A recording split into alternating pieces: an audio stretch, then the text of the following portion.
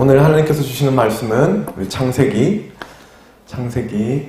39장 1절에서 3절의 말씀입니다. 말씀이 짧으니까요, 다 같이 한번 봉독하도록 하겠습니다. 창세기 39장 1절에서 3절까지의 말씀입니다. 네, 다 찾으셨으면 합독하겠습니다.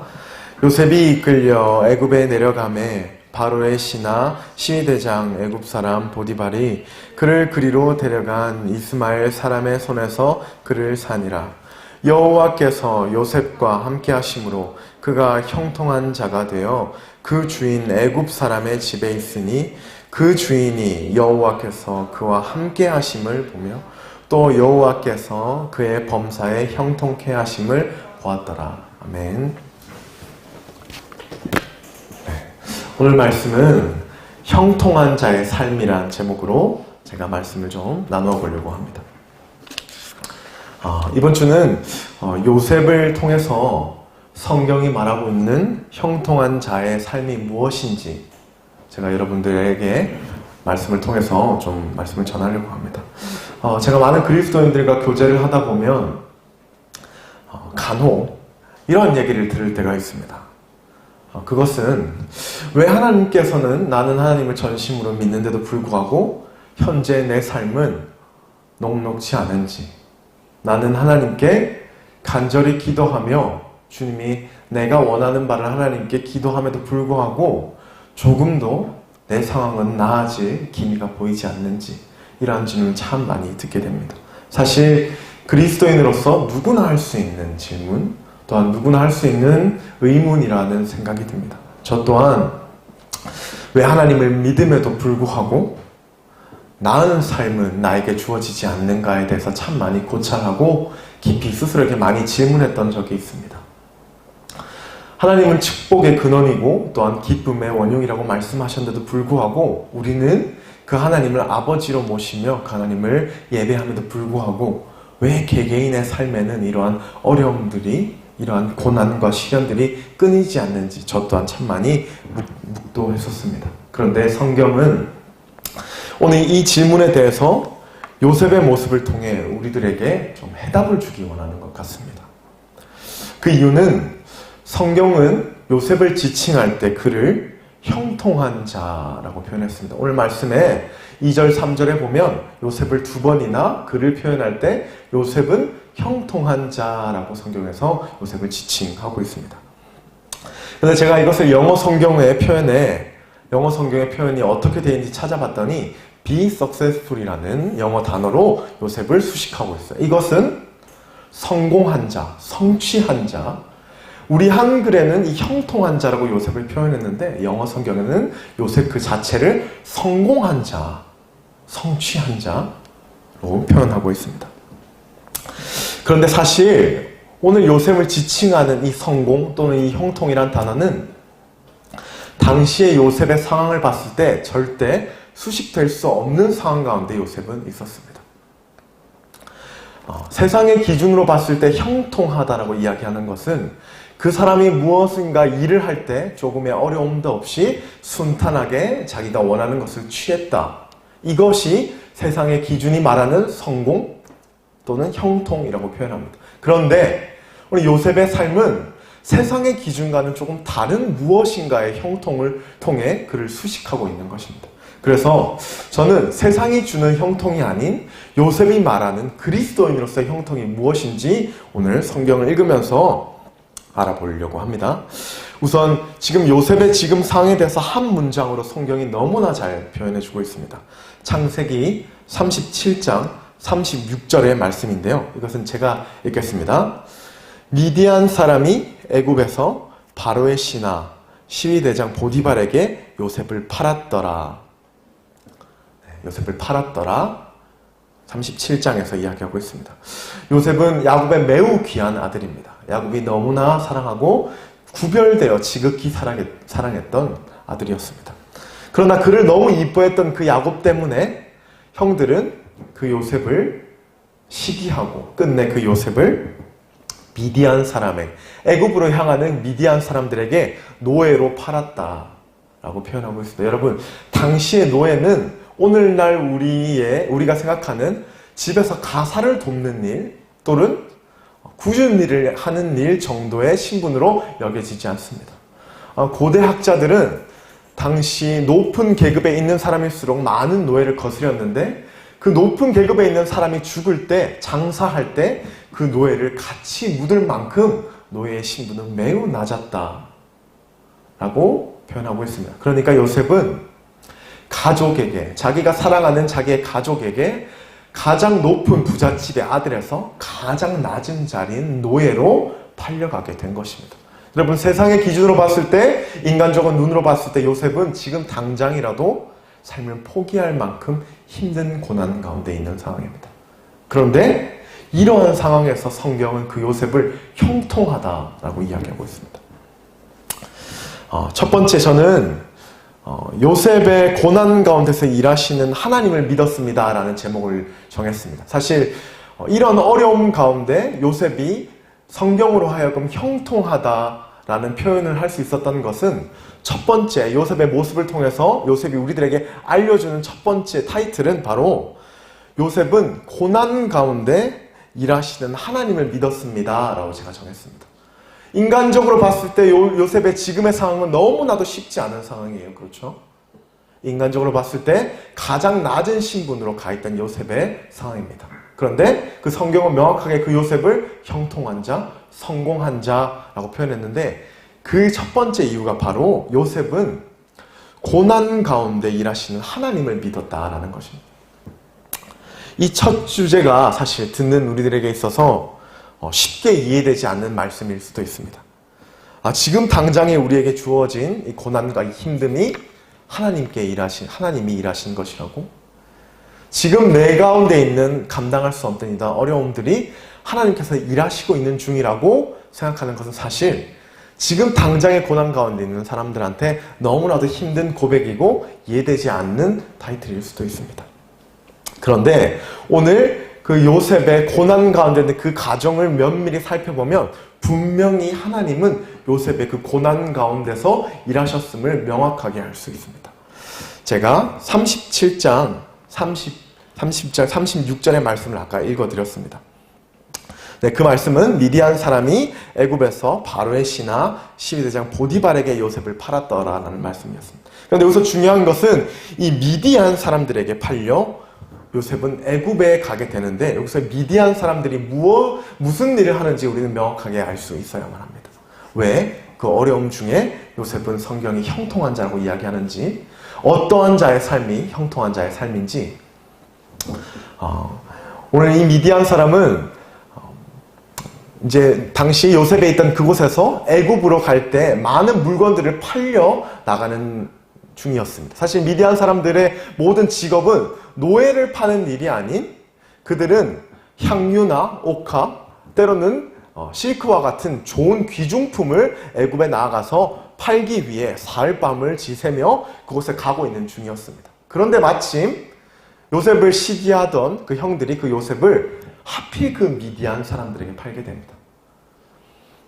여기서 제가 알 수 있는 것은 만약에 요셉이 정말 노예 시장에 노예를 파는 사람들의 손에 붙잡혔다면 노예는 오물을 치우는 일, 때로는 우리가 영화에서 보지만 노예들은 뱃사공에 팔려가면 죽을 때까지 배만 젓는 일을 하고 살았었습니다.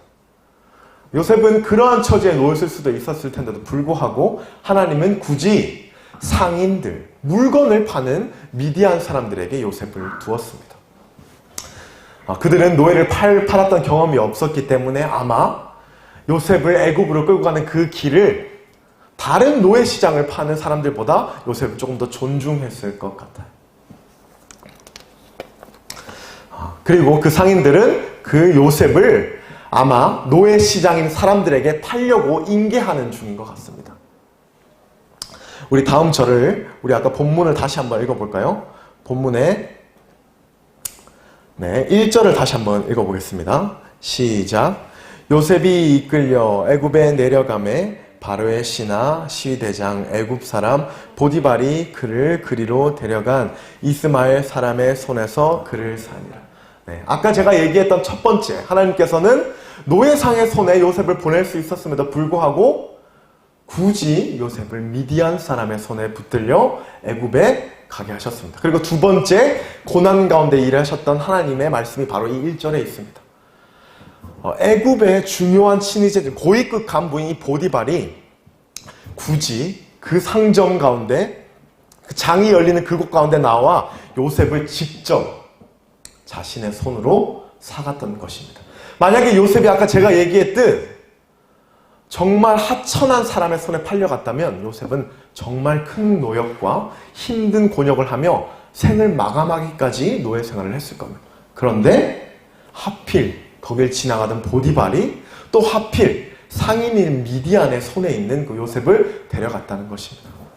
이 상황을 면밀히 지켜보면 일반 사람들, 세상 사람들이 생각했을 때 참 요셉은 운이 좋은 사람이구나. 요셉의 고난은 참 그래도 쉽게 풀린 편이구나 라고 생각할 수 있습니다. 그런데 믿는 우리 사람들의 중심에 가져야 될 것은 사실 이 고난 중에 하나님이 요셉과 함께하고 계시다는 것입니다. 요셉은 그것을 요셉의 고난의 시간 동안 매일같이 경험하고 또한 고백했습니다. 창세기 45장 5절의 말씀에 세 번역의 말씀으로 제가 읽어드리겠습니다. 그러나 이제는 걱정하지 마십시오. 자책하지도 마십시오. 형님들이 나를 이곳에 팔아 넘기긴 하였습니다만 그것은 하나님이 형님들보다 앞서서 나를 여기에 보내셔서 우리의 목숨을 살려주시려고 그렇게 하신 것입니다. 라는 요셉의 고백입니다. 이 말씀은 당시의 형들과 아버지에게 애굽의 총리가 본인 요셉인 것을 밝히고 나서 아버지와 결사안고 웁니다. 그리고 그 아버지와 형들에게 이렇게 얘기하는 것이에요. 형님들 아버지 걱정하거나 자책하실 필요가 없습니다. 사실 지금까지 나의 모든 고난의 과정은 하나님이 일하셨고 하나님이 함께 하셨습니다. 라는 요셉의 고백입니다. 요셉은 자신의 모든 고난이 하나님께서 일하고 계시다는 것을 경험하고 스스로 알고 있었던 것입니다. 여러분 각자의 고난을 생각해 보시기 바랍니다. 지금 각자 가운데 주어진 어려움을 깊이 묵상해 보시기 바랍니다. 지금 나의 고난은 감당할 수 없고 때로는 이해될 수 없는 순간일지라도 우리는 오늘 요셉과 같은 마음을 가져야만 해요. 그랬기 때문에 요셉은 이 고난 가운데서도 하나님께서 그를 형통한 자라고 이야기했던 것입니다.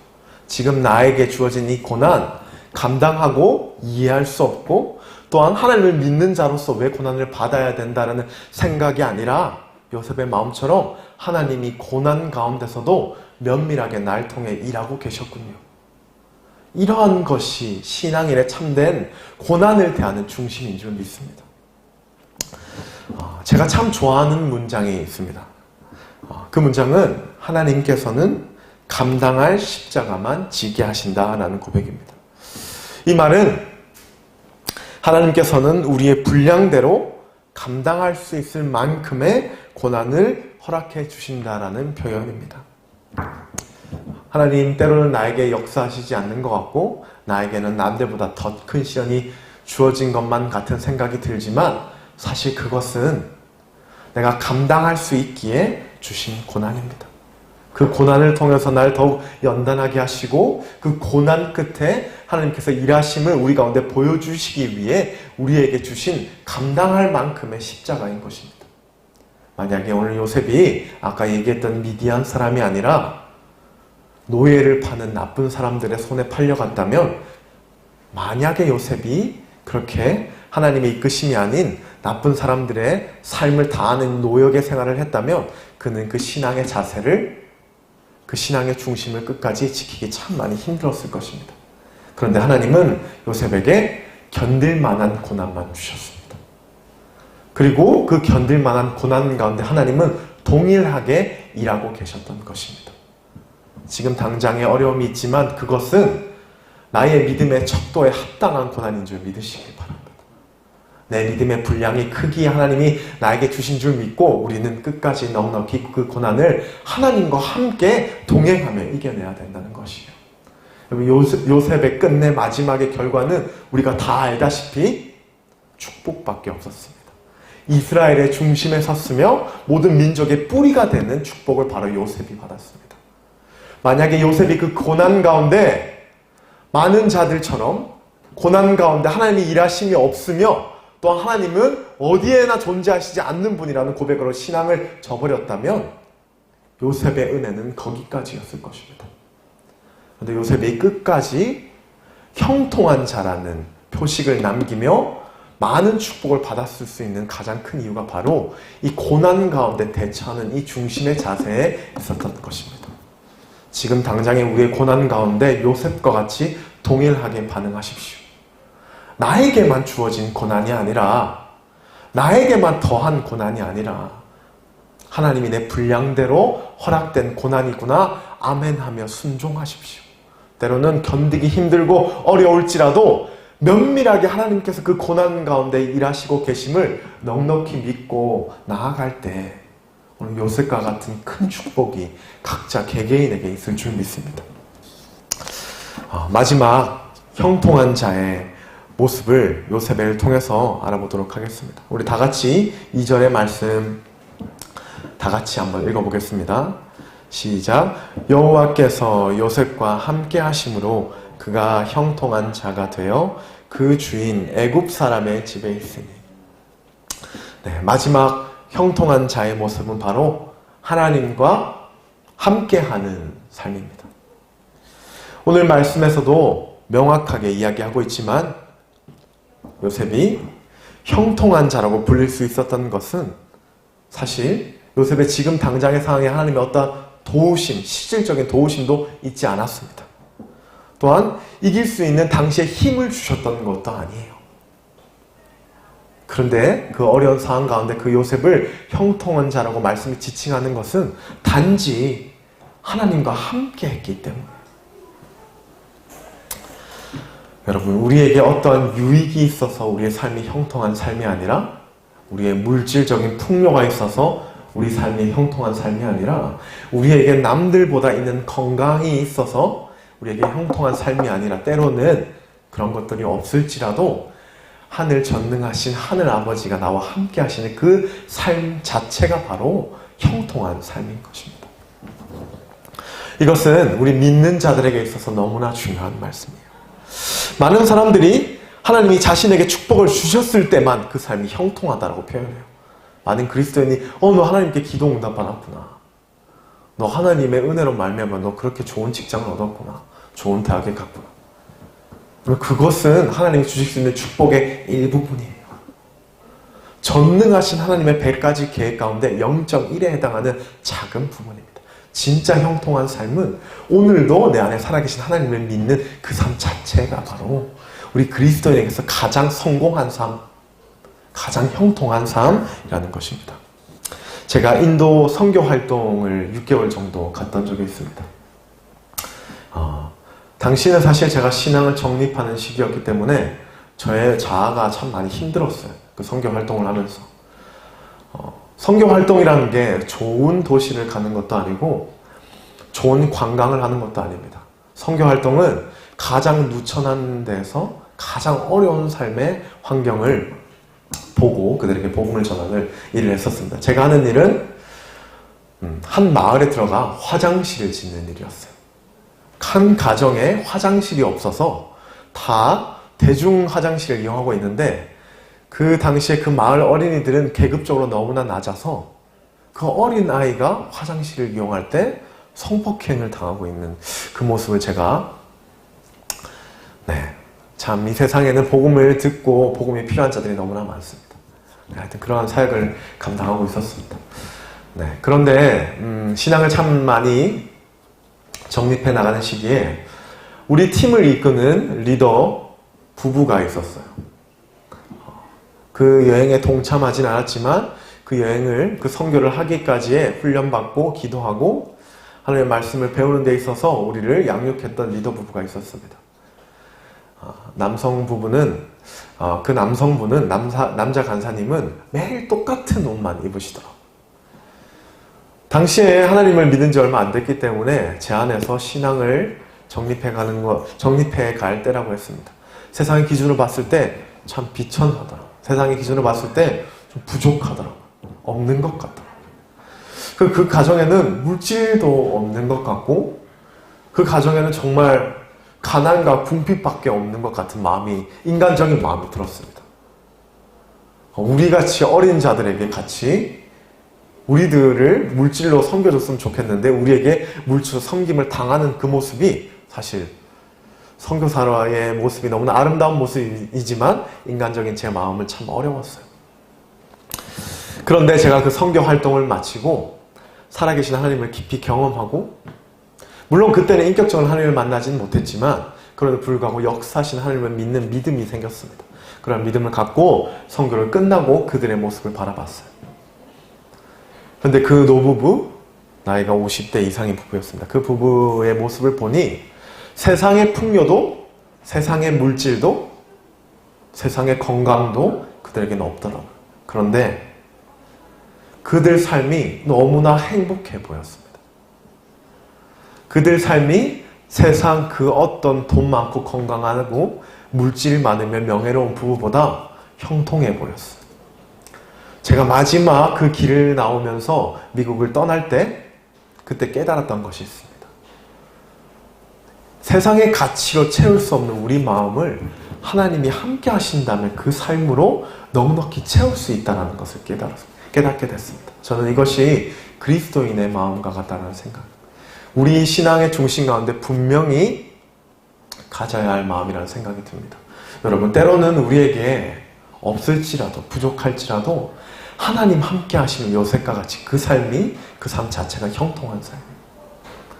하나님 함께 하시면 그 삶이 기쁜 삶입니다. 하나님을 만난 자들, 인격적으로 만난 자들의 매일의 고백이 무엇인지 아십니까? 세상이 다 즐거워 보입니다. 지금 당장에 제가 좀 힘들고 넉넉지 않아도 이 삶이 이렇게 기쁜 삶인 줄 처음 알았습니다. 새로운 것을 득도하고 깨달은 것이 아니라 그 삶을 하나님과 함께 살아가니 그 신앙인의 삶에 기쁨밖에 없었던 것입니다. 그리스도인에게 있어서 형통한 삶은 오늘도 살아계신 하나님과 함께하는 그 삶 그 자체입니다. 어떤 축복이 아니라 어떤 부유함과 유함과 어떤 우리의 마음을 채워줄 세상의 어떤 것이 아니라 바로 하나님 그분 그 자체, 그것만이 우리를 충만케 하며 그것만이 우리의 삶을 형통케 하실 수 있습니다. 제가 교제하는 친구와 결혼에 대해서 이야기를 했었는데 너무나 안타깝게도 제가 만나고 교제하는 모든 친구들의 부모님이 사별했습니다.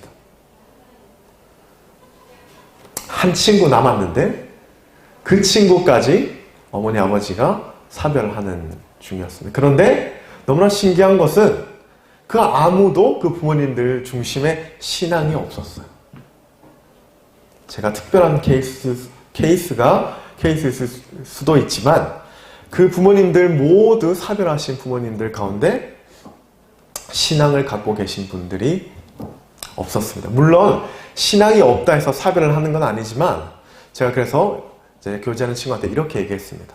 우리 세상에 비춰지는 서로를 가장 많이 사랑하는 연예인 부부들 중에 하나님 안 믿는 자들이 있더냐? 진짜 저 사람은 저 부분은 모범이 되는 부부다. 저 부분은 많은 매스컴을 통해서 많은 자들에게 정말 위로가 되고 또한 닮고 싶은 많은 부부들 중에 그 부부들 중심에 신앙이 없던 부부들이 있더냐. 제가 이렇게 얘기했던 기억이 납니다. 여러분, 하나님과 함께 한다는 것은 세상이 줄 수 없는 다른 은혜가 있다는 것을 기억하시길 바라요. 세상으로 채울 수 없는 하나님의 참된 구별된 평화가 있습니다. 그 부부들에겐 하나님과 함께함으로 말미암아 더 큰 사랑을 누리게 하고 때로는 더 큰 용서도 서로에게 하게 한다는 것입니다. 우리가 기도하며 간구해야 될 것은 하나님, 오늘도 살아계신 그 하나님이 내 삶에 믿겨지는 실제가 되는 은혜를 허락해 주십시오. 저는 그리스도인에게 있어서 이 고백 하나면 충분하다라는 생각이 듭니다. 물론 필요에 따라 하나님, 저 이것도 필요하고요. 주님, 저 이것도 필요합니다. 주님, 때로는 제가 참 힘들어서 아버지 이게 좀 형통해야 될 것 같습니다. 아버지, 제 육신이 힘드니 치료해 주세요. 이런 기도 너무나 좋습니다. 필요에 따라 이런 기도 너무나 좋지만 그 기도 전에 가장 먼저 되어야 될 기도가 바로 하나님, 함께하여 주시옵소서. 살아계신 하나님, 그 하나님이 믿어지는 은혜를 나에게 허락해 주시옵소서. 여러분, 그것이 믿어지면 그 삶은 고난 가운데 있어도 형통합니다. 오늘 말씀에서 보디발은 하나님을 믿지 않는 자들이었어요. 보디발은 하나님이라는 신 자체를 모르는 사람이었습니다. 그런데 그가 이렇게 고백합니다. 요셉아, 이 주인인 나는 하나님을 모름에도 불구하고 너는 하나님과 함께하여 그 하나님이 네 삶을 형통케 하는 것을 느껴진다. 당시 애국 땅에 정말 많은 신들이 있었습니다. 다신들이 존재했는데 그 요셉은 노예의 가장 하층민의 계급에도 불구하고 하나님과 동행하는 예배하는 것을 멈추지 않았어요.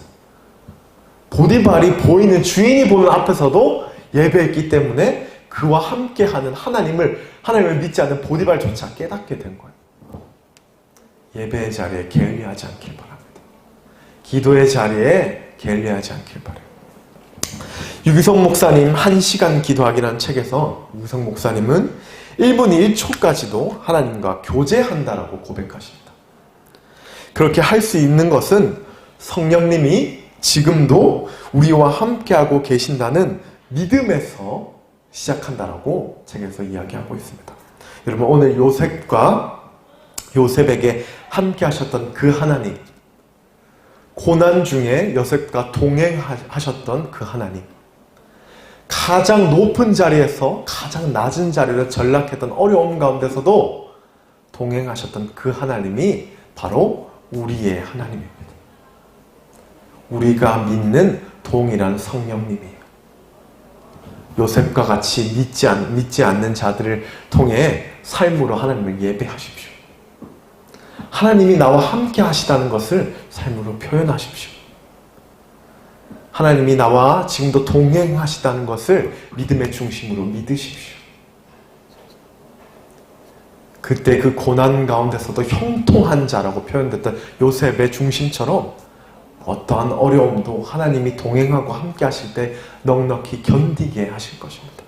때로는 그 고난이 지나가지 않더라도, 때로는 하나님께서 침묵한다 하실지라도 하나님께서 함께 하신다는 것만 믿어진다면 그것은 우리에게 어떤 문제가 되지 않는다는 것을 기억하시기 바랍니다. 하나님을 믿는 자들에게 분명히 구별된 은혜가 있다라고 말씀하셨습니다. 분명한 구별된 축복과 감정과 또한 기쁨이 하나님과 함께하는 자들에게 분명히 있습니다. 하나님과 함께하는 것만으로도 느낄 수 있는 참된 은혜가 예배 중에 또한 말씀 중에 개인의 기도 중에 하나님과의 관계 중에 분명히 있음을 믿으시길 바라요. 그리고 삶 가운데 그 은혜를 넉넉히 누리시길 바랍니다. 말씀을 마치면서 성경이 말하는 형통한 자의 삶에 대해서 요셉의 모습을 통해서 제가 좀 이야기를 나눠드렸습니다. 사실 요셉의 모습은 세상의 기준으로 봤을 때 조금 더 형통하지 않아요.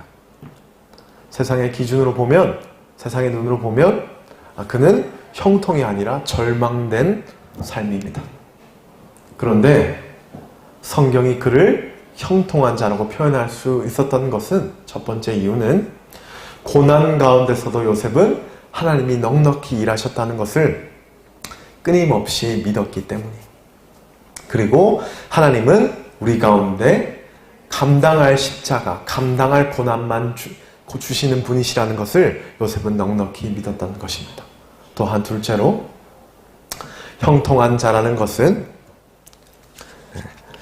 하나님과 함께하는, 어떠한 순간에도 하나님과 동행하는 그 요셉의 중심을 통해서 성경은 그 요셉을 형통한 자라고 표현했습니다. 이번 한 주 요셉과 같이 삶에서 하나님과 함께하며 또한 고난 가운데서 주님의 일하심을 넉넉히 믿고 세상이 주는 형통함이 아닌 말씀이 주는 그리스도인에게 구별된 형통을 누리시는 여러분 되시기를 간절히 축복드립니다.